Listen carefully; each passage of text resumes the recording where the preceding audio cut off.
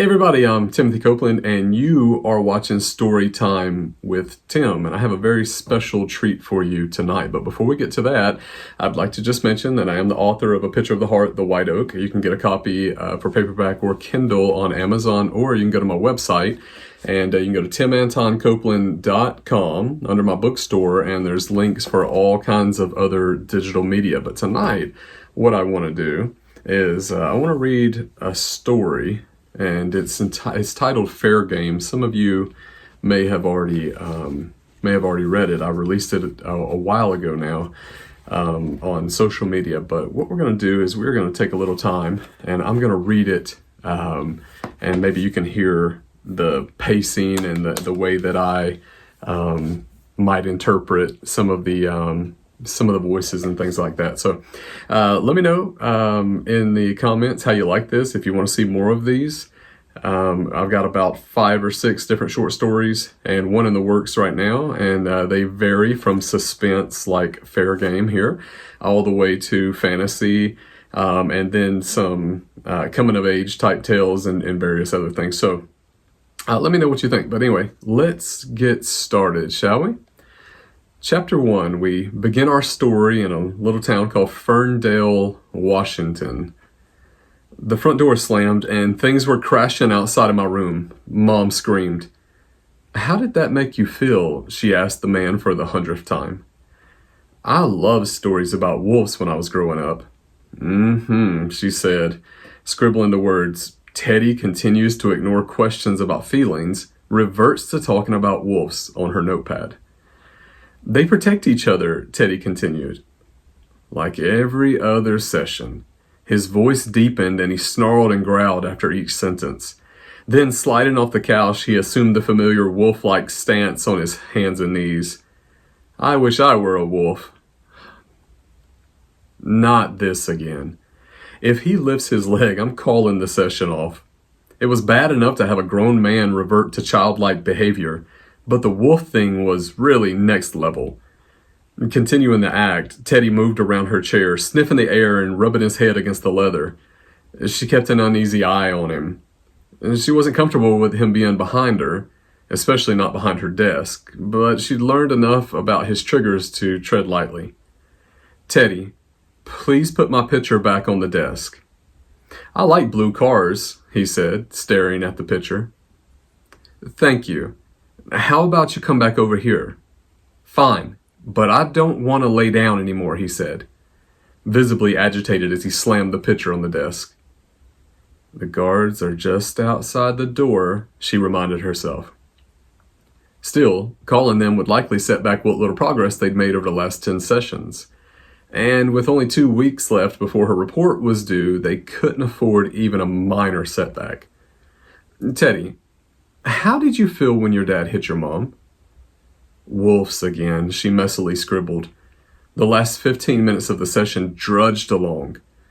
Usually she didn't feel this way about her patients, but Teddy was a special case. Somewhere deep in his psyche lay the answers she was searching for, but whether she could dig them out in 2 more sessions was uncertain. Finally, she thought, as the 3 knocks happened, followed by 2 officers stepping inside, indicating their time was up. Per usual, they nodded to her and motioned for Teddy. "Next week, same time, Dr. Tilly?" "Yes, Teddy. I'll see you then." "Bye-bye, Dr. Tilly," he said in the way a small child might say goodbye to their school crush. And Tilly forced a smile until the door was closed and then cringed. It was unnerving to watch a grown man act like a wolf. However, it was downright creepy to hear him change his voice to sound so accurately like a young child. She'd be glad when this was all over, regardless of the outcome. Moving to her desk, she sank into the chair, removed her glasses, and rubbed her eyes. "Knock, knock," someone said from the doorway. "Oh, thank God it's you," she said, looking up to find her husband, James. "Were you expecting someone else?" he said, circling behind the desk and massaging her shoulders. Despite his strength, James always knew exactly the right amount of pressure for her tension. "One of those days, huh?" "It's Friday." "Ah, how was he this time?" James asked. "James, you know I can't talk about my patients." "Yeah," James said, pulling his hands away. Don't stop, Tilly said, taking his hands and putting them back on her shoulders. James said he understood, but she suspected the doctor-patient confidentiality secretly bothered him. She'd never told him about any of her patients. She's always considered it a professional pride to keep their secrets and carry their burdens. Still, she'd never had a patient like Teddy. Maybe she'd be better equipped to deal with him if she'd started her career in a psych ward. The worst of her cases had come during her time as a military contractor. Those cases were challenging. After all, they had mostly involved vets with PTSD, but that was a lifetime ago. These days, her sessions more or less dealt with a midlife crisis or a minor childhood trauma. Of course, if I don't tell you who I'm talking about, technically, you won't know which patient I'm referring to, right? Sounds reasonable, he said, moving his hands from her shoulders and using 2 fingers to gently massage her temples. James, I honestly don't know what to do. Every Friday, we talk about the same story. Wearing on you, he asked. The gruesome details are, and honestly, I dread falling asleep these days. Every Friday, I have these terrible nightmares. She paused, instantly regretting the slip.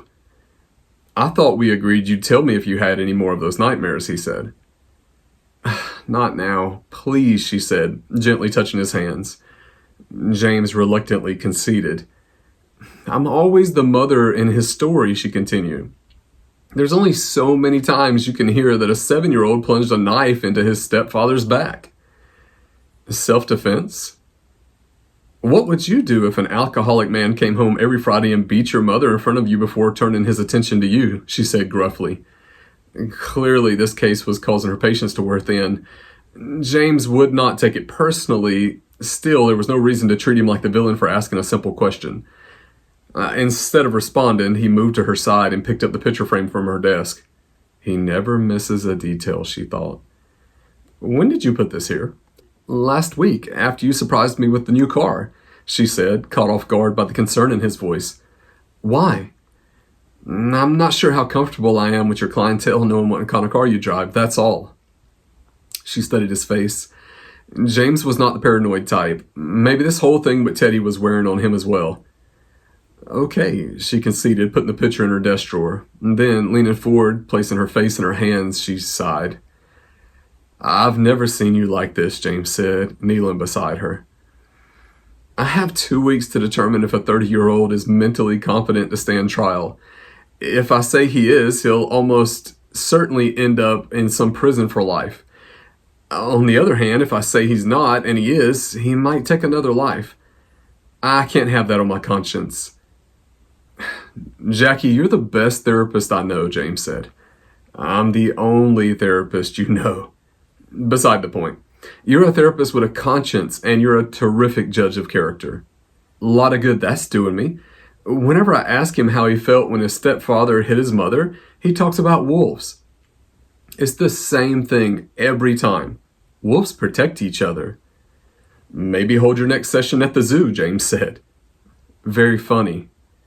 Okay, enough shop talk for one day. Are you done working, he asked. What time is it? 5.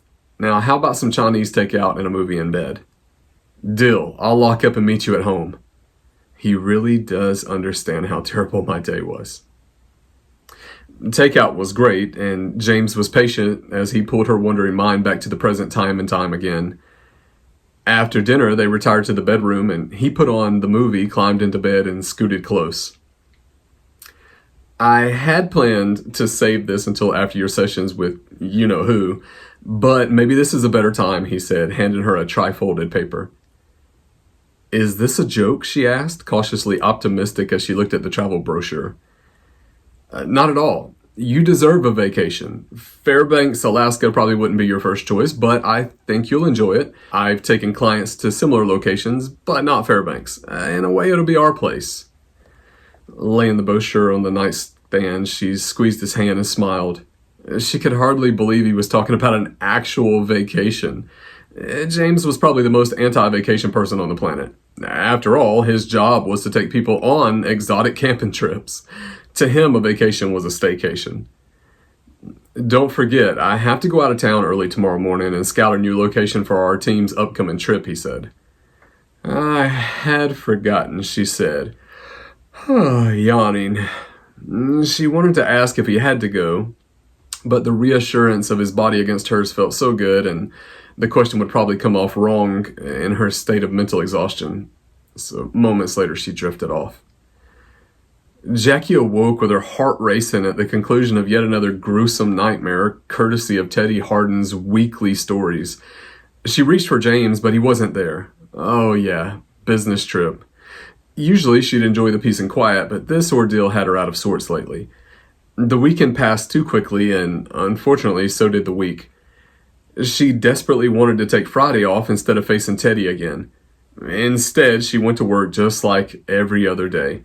Her first patient wouldn't arrive until 9:15, which gave her time to down a cup of coffee and a Danish. Her last patient left the office at 3:55, giving her about 5 minutes before the dreaded 3 knocks. She took advantage of the silence to pray for strength and wisdom. At 4:05, the knock still hadn't come, but a phone call did. She listened as the detective explained that Teddy had escaped after attacking his escort on their way to therapy. She probed, and he explained that one of Teddy's guards was out sick, so only one person was available to escort him. The detective ended the call by warning her to keep her office door locked and asked if there was any way Teddy could know where she lived. Thinking about it carefully, she confirmed that he couldn't. Still, the detective insisted on sending an officer to escort her home. Leaning back in her chair, she breathed a sigh of relief. On the one hand, having a potential killer on the loose was terrible. Yet, on the other, it probably meant their sessions had ended 2 weeks earlier than expected. When the patrolman arrived, she had just wrapped up her weekly report on Teddy Hardin for the judge, which read, inconclusive. 15 minutes later, she was home and had reassured the officer that checking her house was unnecessary. In reality, she didn't want to explain the takeout boxes and dirty clothes on the floor. Shutting the door and bolting it, she kicked off her shoes, exchanged her skirt and blouse for pajamas, grabbed a box of takeout from the fridge, and headed straight for the couch, where she fully intended to spend the rest of the evening. Maybe, just maybe, she could avoid another nightmare if she fell asleep watching something uplifting. So she picked War Room and settled in. Within minutes, she drifted off. Jackie's eyes popped open as something clanged on the wooden floor. She lay frozen in place. Her ears searched the silence for another noise. Nothing. Slowly, she sat up and scanned the room and then laughed as she spotted the mess on the floor. She'd have fallen asleep holding the takeout. Heading to the kitchen for a napkin, she froze as she spotted the light coming from the bedroom. I don't remember turning that light on. Grabbing her purse, she retrieved her can of mace and quietly went to the bedroom door. Peeking around the corner, she gave the room a quick scan. Nothing appeared out of place, but someone could be hiding up under the piled-up bedding. So, crossing the room, she grabbed the edge of the comforter, yanked, and laughed nervously at the empty bed. Then, scolding herself for being so paranoid, she dropped the mace on the nightstand and turned. Hello, Mama. She scrambled for the mace, turned, and squeezed the trigger as Teddy's 250-pound frame slammed into her. Tumbling across the bed, she came to an abrupt stop as her petite body smashed into the wall. Silently, she watched in horror as the darkness closed in around the edges of her vision. The last thing she saw was Teddy crawling toward her. Wake up, Mama, a voice said into her semi-conscious state, followed by 2 strong hands gripping her shoulders and shaking her violently. Jackie's eyes slowly opened to find herself face to face with Teddy Hardin. Jerking back, she nearly toppled over in the wooden chair, but Teddy steadied her. She strained against the restraints which bound her hands to the thin wooden supports between the chair's legs on both sides. You were bad, Mama, he said, frowning. You hurt Teddy. Dear God, help me, she silently prayed. Teddy, listen to me. I'm not your mother. Stop it, he screamed. Stop lying. Teddy, I'm not lying. Listen to me. You have to untie me where I can help you.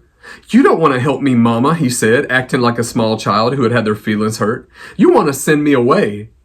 No, Teddy, I'm trying to help you. Don't you remember our sessions? Remember our talks when you told me about the wolves? Wolves? Yes, Teddy, the wolves, remember? They stick together and they protect each other. Protect? Yes, they protect each other. Protect each other? Teddy repeated, turning to her and reaching for the restraints, but paused. Then, instead of untying her, he grabbed a rag from the floor, stuffed it in her mouth, and taped it. It's almost time for Teddy to protect Mama, he said. as he pulled her chair to the corner before leaving the room and soon returning with a large kitchen knife. Jackie inhaled sharply through her nose, but instead of coming toward her, he flipped off the light, crossed the room, and climbed into the bed. She'd worked at the restraints for what felt like an hour when she heard the deadbolt turning. Oh no, James. She hummed. No use. James wouldn't hear her, but Teddy might. Options swirled through her mind. She could try to make noise and probably wouldn't get James' attention. However, she could inadvertently wake Teddy if he'd accidentally fallen asleep. If James came in before Teddy was awake, she might be able to stomp her foot and get his attention. The familiar thud of James' bag on the counter was a welcome sound. A moment later, a faint light appeared at floor level through the entryway that connected their bedroom to their bathroom. After a few minutes, the sound of gargling indicated James was about to step through the doorway. Right on cue, the door opened and James pulled a t-shirt over his head as he stepped into the bedroom and flipped on the light. "Jackie!" he exclaimed, rushing across the room and ripping the tape from her mouth.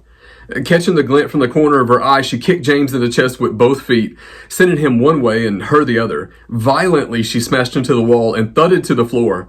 Teddy sliced, missed James, and slashed Jackie's leg. "James!" Jackie screeched. "I'm sorry, Mama," Teddy cried, dropping the knife and reaching for her leg. To her surprise, her hand shot out and slapped his away.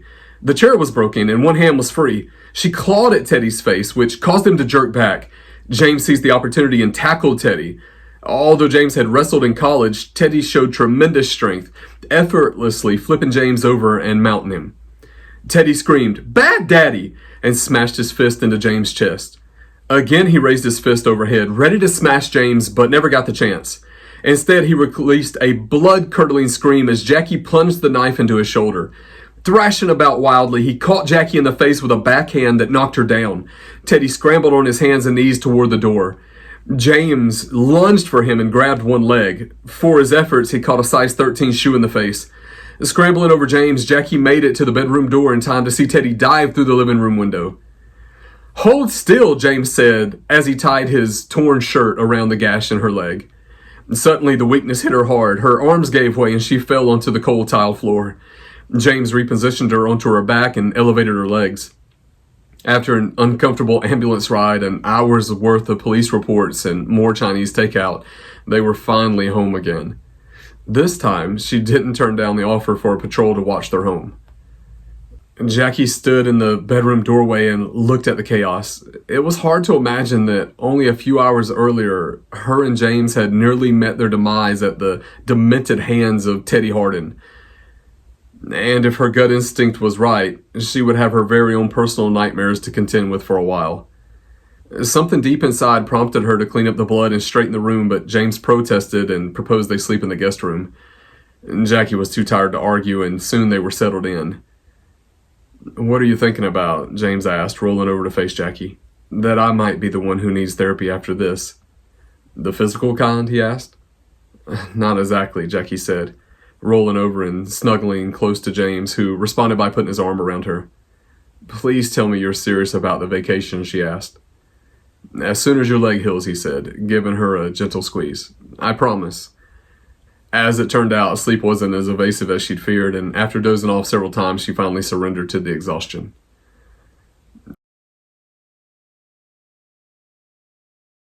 Chapter 2.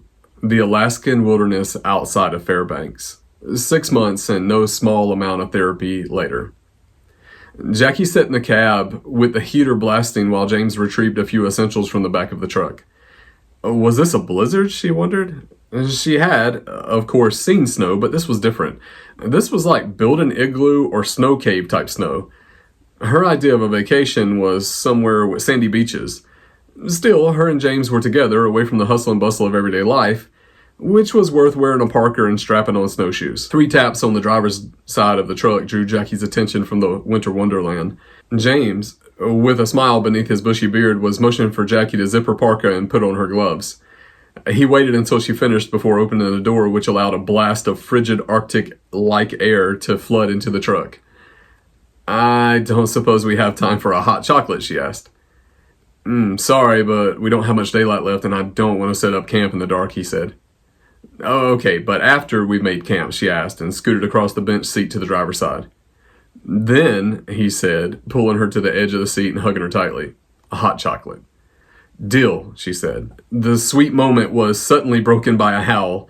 Jackie sat upright, ears perked, eyes scanning the landscape. Was that the wind, she wondered?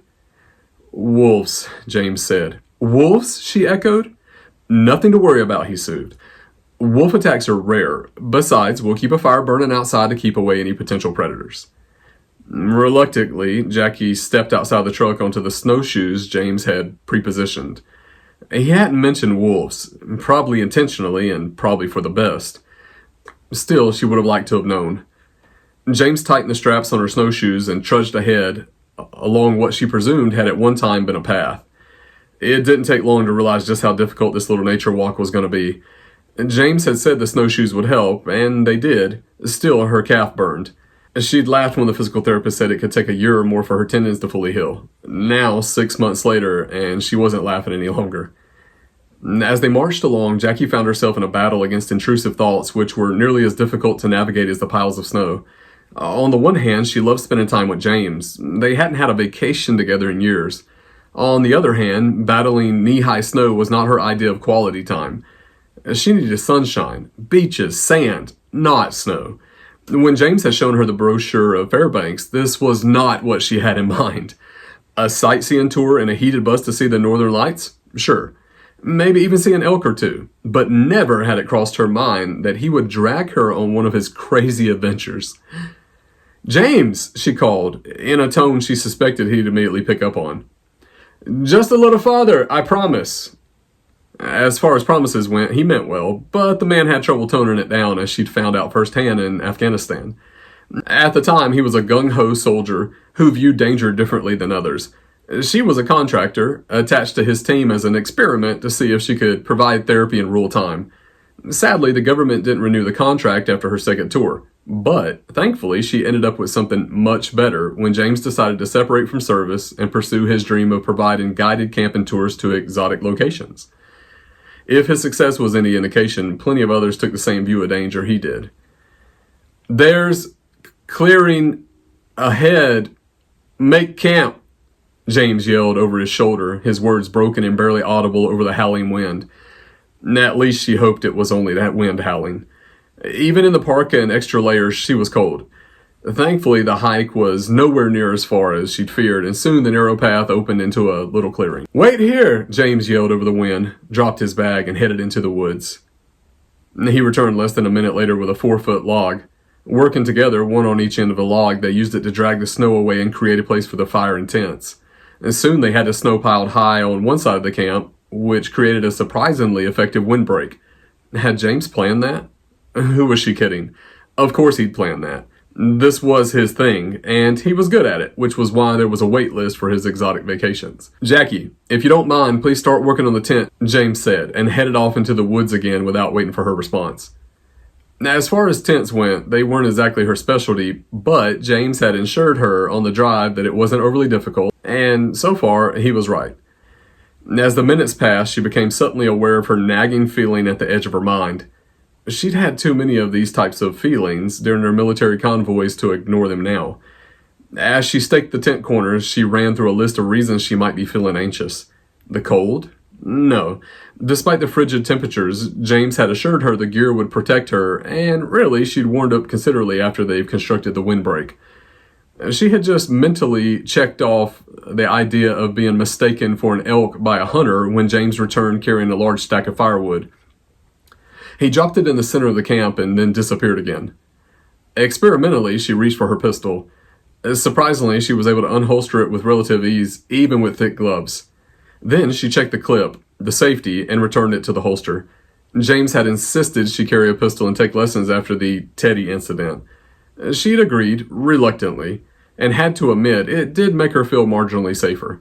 Still, she desperately hoped she wouldn't need the weapon on this trip. Moving to the tent, she secured the last stake, then moved on to the task of starting the fire.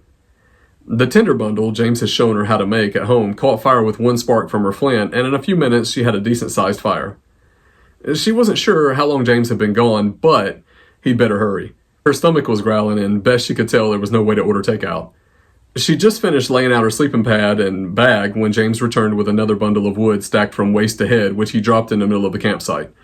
He turned to say something, but Jackie gave him a playful frown and rubbed her stomach. And taking the hint, James grabbed his bag and got busy making dinner.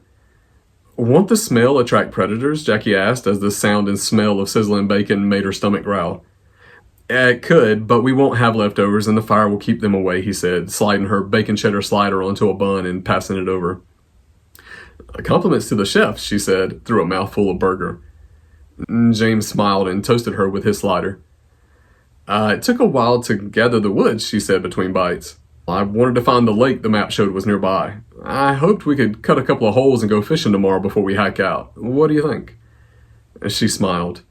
He'd remembered that her favorite childhood memories involved fishing in a stream or a lake with her pops. And here, she had thought he just brought her to the middle of nowhere to spend the night in the freezing cold.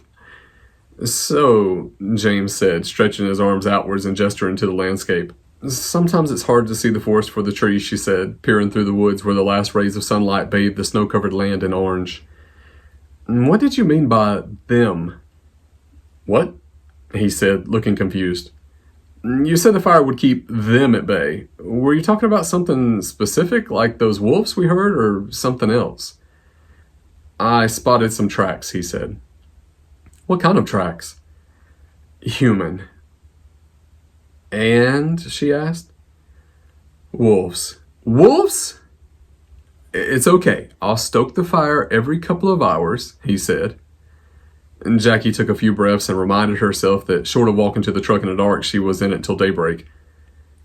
"I'll take every other shift so that we can both get some rest," Jackie said. "We have enough wood to last until first light. We just need to bring a few cords into the tent to keep it dry," he said. Jackie grabbed an armful of wood and brought it into the tent while James stoked the fire. She set her alarm for 4 hours and nestled into her bag. In the quietness, the uneasy feeling tried to return, but it wasn't hard to figure out what the issue was this time. Wolves. James had assured her the fire would keep them away. Pushing the thoughts aside, she nestled into a sleeping bag and drifted off. "Jackie, wake up! I need your help!" James' voice called into her dreamlike state. She listened intently to see if it was real or a dream. Instead of James' voice, howls filled the night. More wind, she thought. "Jackie!"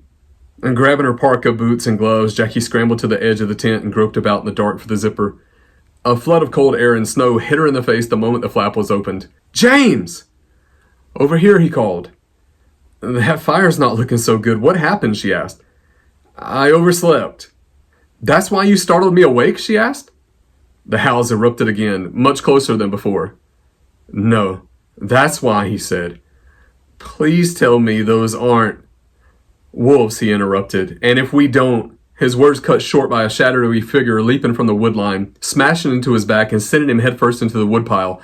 Jackie's adrenaline surged. Her pistol seemed glued in its holster. By the time she freed it, the shadowy beast had fled into the shadows. Moving to James' side, she pulled back her mitten flap and pressed 2 fingers against his neck. 2 throbs was all she had time to feel as more howls filled the night. Snow crunched all around the campsite. "James, get up!" Jackie yelled between gunshots. "I need your help!" Another shadow burst from the darkness, its form just visible. "James!" she yelled, sending 2 more shots toward the beast. Panicked, Jackie fired 2 more shots into the darkness as the last of the light extinguished. "Oh, God, help me." "You can't fight what you can't see," she thought, diving to the ground beside James. After everything they'd faced together, including dozens of convoys through enemy territory, and this was how it all would end? The snow crunched nearby. She cringed as hot breath touched her cheek. Mentally, she counted her shots. 6 rounds. Laying on her stomach would make for a harder shot, but hopefully protect her throat. Slowly, she bridged, sliding her right hand and the pistol from underneath her stomach. Suddenly, a light shone brightly from behind. "Oh, thank you, Jesus," she thought, suddenly hopeful. "Bad mama," Teddy said a moment before something hard hit her in the head. Chapter 3. Jackie surreptitiously peeked at Captain James from the corner of her eye. Something she'd done probably a dozen times over the last hour of the convoy ride. She was supposed to keep alert for anything suspicious, but found herself distracted by his neatly trimmed brown hair and freshly shaven face, which revealed his strong jawline. Focusing, she pulled her attention back to the road, and that's when she spotted it. "James, watch out!" Jackie exclaimed, pointing to the suspicious object near the road's edge, but the vehicle continued on course. "James?" she asked, confused at the sight of the now empty driver's seat. Perplexed, she turned back to the road as the world around her became a fiery hell that consumed the vehicle. Glass shattered in slow motion. She felt that she could reach out and touch any piece she chose. Was this how it was with death? The awful sound of grinding metal filled the air as the massive military vehicle bucked. Jackie groped about for a handhold which wasn't there. Ejected, she flew into the desert. Warm air flowed across her face. Shouldn't I hit the ground, she wondered, but never did. Instead, day changed to night, barren desert to snow-covered landscape. As she neared the ground, a body lay in the snow. James! Suddenly she was deposited beside his cold, lifeless body. A hug at her knees, she rocked back and forth. Chills ran up her spine as howls filled the air. A hot breath on her neck sharply contrasted to bitter cold. A huge shadow wolf leaped from the woods. She curled into a ball as the jaws of death closed around her. Gasping, Jackie sat up abruptly and smashed her forehead. Wincing, she fell back onto the soft surface and gingerly touched the throbbing spot. There was blood, but not much. A dream? It was only a dream, but that couldn't explain the unfamiliar surroundings. Take a deep breath and think, she encouraged herself. Last thing she recalled was howls, snow, and James. James! Last she'd seen, he was lying face down in the snow, unconscious. Suddenly she felt desperate to find him. Reaching up, her hand traced along what felt like the top of a box. Her heart raced. The top was closed, and her left shoulder pressed against something hard. Oh, God, please help me. Panicked, she rolled right and thrust her hand out. She'd expected to find herself in a box, but wasn't. Reaching up, she ran her hand along the top outside of the surface. Of course, it's a small bunk bed. He may be on top. James! Scooting to the edge, she swung her legs over. As she stood, something yelped and then snarled. Jerking her foot back, she scrambled against the wall as a set of yellow eyes peered in, followed by another and another. Terrified, her body shook violently. What terrible horrors had she awakened? What's all that racket? A man yelled. Across the room, a door creaked open, revealing a huge person with a lantern held high. Please help me, Jackie pleaded, her voice quivering as the light revealed 3 snarling wolves at the edge of the bed. Hey, you 3, come on now, the all-too-familiar voice said. Out! You know better than treat a guest that way. She might not be able to see the man's face, but she'd never forget Teddy's voice. After all, it had haunted her nightmares. The 2 wolves furthest down the bed obeyed and slowly backed away, but the one near her face didn't budge. Maybe it was the blood dripping from her forehead, or perhaps this wolf was the one whose tail she stepped on and it was holding a grudge. Regardless, it wasn't obeying and she was in trouble. At any moment, the beast would attack. And despite being terrified, she wasn't going down without a fight. Her legs were coiled more tightly than a snake that was prepared to strike. When the wolf made its move, she was prepared to kick it in its muzzle with all of her might. Despite wanting to turn away, she never broke eye contact with the animal. Without warning, it lunged. Jackie kicked with all of her might, but the wolf wasn't there. Instead, Teddy had caught it by the nape and was pulling it from the room. The beast snarled and dug its claws into the floor. Still, it was no match for Teddy. The door closed behind them and she was alone in the darkness again. In the excitement, she'd forgotten why she'd tried to get off the bed in the first place. Hopping up, she reached over the top bunk railing, hoping to feel the warmth of James' body, but knowing it was a long shot. Sure enough, James wasn't in the room. An unwelcome flood of thoughts invaded her mind. What if Teddy killed him? What if he's alone and wounded? Did he have a pulse when you checked, or was that your imagination? Teddy deserves to die. Stop, she screamed into her thoughts. That type of thinking only leads to hopelessness or revenge, neither of which Jackie would allow to control her. God, please protect James, she prayed into the silence. Chapter 4. James' head throbbed terribly as he tried to sort out his thoughts. The last thing he remembered was trying to revive the dying fire as the howls filled the night. He'd called Jackie for help. She'd come, but that's where the memories ended. Jackie, he called into the darkness. Nothing. She's dead, something said into his thoughts. He needed to find her, now. Slowly, he coaxed his frozen limbs to move. Standing was proving difficult, so he rolled onto his belly. His hands, expecting wood or concrete, instead found dirt. Saving those implications for later, he pushed up onto his knees and finally to his feet. As he stood, his head bumped into something that clanged about in the darkness. He reached out and grabbed what felt like a huge fishing hook that was hung by a chain from the ceiling. You'll never get out, something said into his thoughts. Shaking the thoughts away, he continued searching the small room. Other than the chains and hooks, the room was empty. He traced the wall until he reached the section that moved slightly with pressure. Unfortunately, it was clearly locked from the outside. Pressing his back into the wall, he sank to the floor. Two things were painfully evident in the stillness: the frigid temperatures and the fact that he'd brought her out here. There was nothing he could do about the second, but maybe he could control the first. Pulling his knees close to his body, he hugged them. He needed to think, but his mind felt slow and foggy. If he could clear his mind, he might come up with a plan of escape. After all, he'd had some survival training during his military days. Still, nothing he could recall seemed particularly applicable to this situation. James' adrenaline surged as something scraped outside the door. This time, getting to his feet was no trouble. The door opened and a big man holding a lantern stepped inside. He dropped a burlap bag on the floor, and to James' horror, two wolves came in with him. "Sit," the man said menacingly. "What have you done with my wife?" James demanded. "Sit down now," the man snarled. "Where's Jackie?" James yelled, pointing for emphasis. Big mistake. One of the wolves leaped and smashed into his chest. James stumbled back and cried out as a hook impaled his shoulder. Then the shed erupted into chaos as both wolves attacked, knocking him off balance and causing the hook to dig deeper. His adrenaline surged and he kicked, which caught one of the beasts in the chest, sending it rolling through the door. "Enough!" the man shouted as he grabbed the remaining wolf by the nape and used his big body to keep the other one from getting back inside. Once outside, he pulled the door shut and left James alone, impaled in the darkness. Chapter 5. Convincing herself to search the dark room had proven difficult. After all, it had meant sticking her hand into dark places in a room that belonged to Teddy Hardin. In the end, she'd won the thought battle, but sadly it turned out to be wasted energy. There were no windows, vents, not even a closet. The only way out of the room was through the door that Teddy had dragged those wolves through. They were probably sitting outside there, waiting, hoping she'd try to escape. Moving to the bed, Jackie sat and put her face in her hands. A flood of questions about James assaulted her mind. Where was he? Was he injured? Was he... Refusing to allow herself to think that last word, she forced her mind to focus on other thoughts. Right now, Teddy Hardin was somewhere out there planning her and James' fates. The thought was nauseating.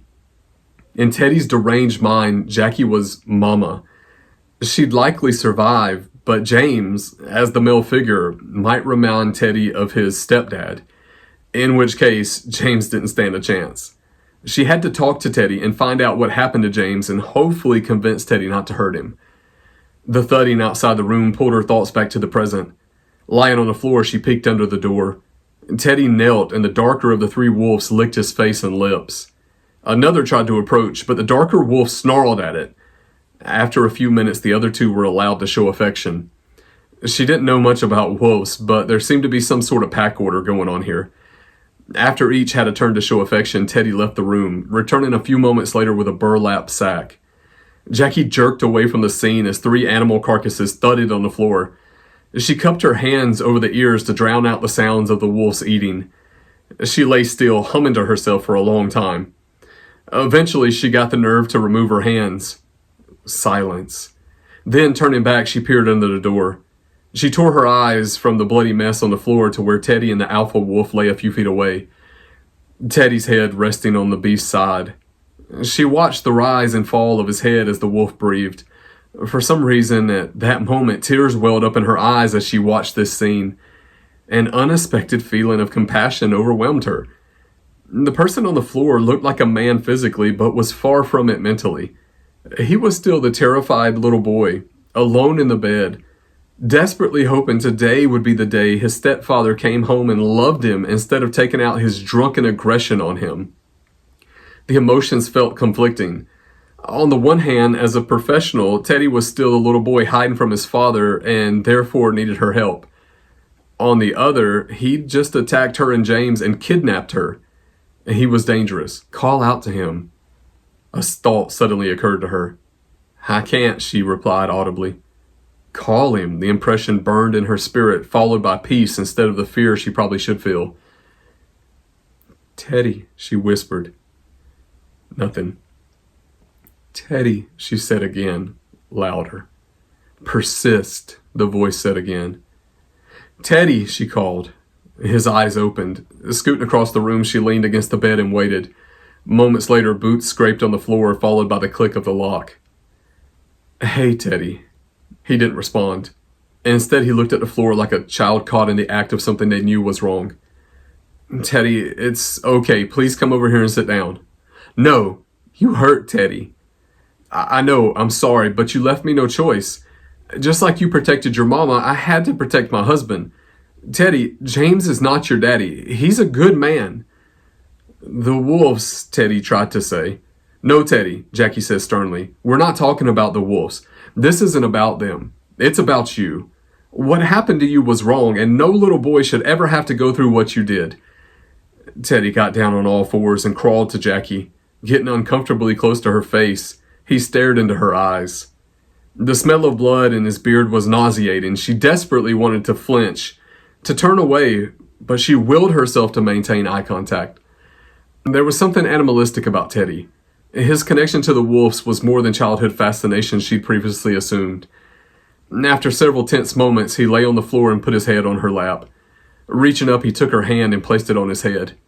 And Jackie hesitated. She wanted to pull her hand away, to take the chance to flee from the room, but there was an odd peace within her that was even greater than the other voices. It didn't make sense, but then again, nothing involving Teddy ever did. Laying in her lap was the broken shell of a man who was almost more animal than human. She'd managed to gain his trust, but what good could it do? Across the room, the door slowly crept open and a wolf's muzzle poked through. Her heart raced as the alpha wolf peered around the corner, snarling through bared teeth. And certainly there were 2 loud yelps outside. The alpha wolf jerked back, yelped, and fell limply to the floor. Teddy rolled onto all fours and stared at the door as it was flung open and slammed against the wall. James stood in the doorway over the wolf's body, covered in shredded clothes, dirt, and blood, with a metal pipe in his hand. He had a look on his face that Jackie had never seen but was instantly recognizable. It was the look of a man who'd resolved to do whatever was necessary to protect his wife. "James, no!" Jackie screamed. Teddy charged. In an instant, it was over. Teddy's body fell limply to the floor. James dropped the pipe and fell to his knees. Tears streamed down his face, carving small channels through his mud-caked cheeks. The end. Well, guys, I hope you enjoyed my reading of my short story, Fair Game. If you like this, if you want to drop some comments down, if you'd like to hear me read a few of my other short stories that I have on my website, just let me know, and we could do a few more of these. Again, if you're interested in purchasing my novel, A Picture of the Heart, you can find it on Amazon, or you can find it on my website at timantoncopeland.com under my bookstore. And just in case I'm not sure where you're watching this video from, I'm not sure if you linked it from my website or if you're watching it on my YouTube channel, but I do have an author YouTube channel that I will update occasionally with things such as this. I also have a few author tip videos on there in case you're interested in trying your hand at writing or anything else. All right, guys. Well, anyway, that was it. I hope you enjoyed Fair Game, the story of Teddy Hardin. I will say that I do have a coming-of-age type story about Teddy Hardin, his origin story, if you will, and we get to find out what drove Teddy to the place that he is right now. And I think you'll find the story pretty intriguing, pretty interesting.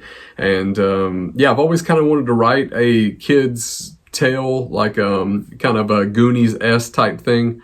And although this has a bit of a darker side than the Goonies did, I think you'll probably enjoy the characters. Hopefully they'll come to life for you and give you some lasting memories. And just kind of a little teaser for you, we should see Teddy Hardin in future novels. I'm working on something in the future. It's a ways down the road, but it's actually called The Observers. And we actually get to meet Teddy in that particular novel. And yeah, that's it, guys. I hope you enjoyed this. And until next time, take care and keep creating.